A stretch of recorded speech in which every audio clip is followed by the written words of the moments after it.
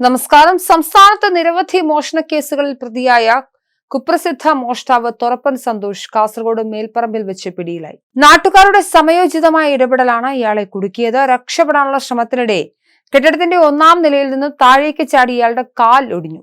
വീഴ്ചയിൽ ഗുരുതരമായി പരിക്കേറ്റതോടെ സന്തോഷിന് രക്ഷപ്പെടാൻ സാധിച്ചില്ല.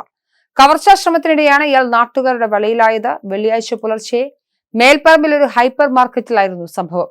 പുലർച്ചെ ഹൈപ്പർ മാർക്കറ്റിന് സമീപം നിർത്തിയിട്ടിരുന്ന തങ്ങളുടെ ബൈക്കുകൾ എടുക്കാനെത്തിയ ഏതാനും യുവാക്കളാണ് മോഷണ ശ്രമം ആദ്യം തിരിച്ചറിഞ്ഞത്.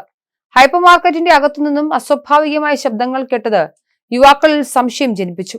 അവർ ഉടൻ തന്നെ നാട്ടുകാരെ വിവരം അറിയിച്ചു. നിമിഷങ്ങൾക്കകം പ്രദേശവാസികൾ ഓടിക്കൂടി കെട്ടിടം വളഞ്ഞു. നാട്ടുകാർ കൂട്ടമായി എത്തുന്നത് കണ്ടതോടെ തൊരപ്പൻ സന്തോഷ് പരിഭ്രാന്തനായി.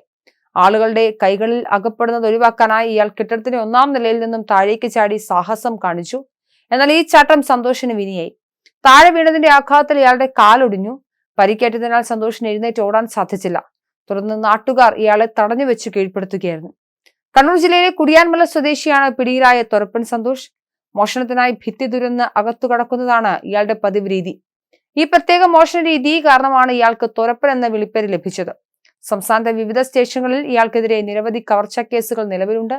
മാസങ്ങളായി ഒളിവിലായിരുന്ന സന്തോഷ് പോലീസിന്റെ നോട്ടപ്പുള്ളിയായിരുന്നു. നാട്ടുകാർ വിവരമറിച്ചതിനെ തുടർന്ന് ഉടൻ തന്നെ സ്ഥലത്തെത്തി പോലീസ് സംഘം സന്തോഷിനെ കസ്റ്റഡിയിലെടുത്തു. പ്രാഥമിക ചികിത്സയ്ക്കായി ആശുപത്രിയിലേക്ക് മാറ്റി.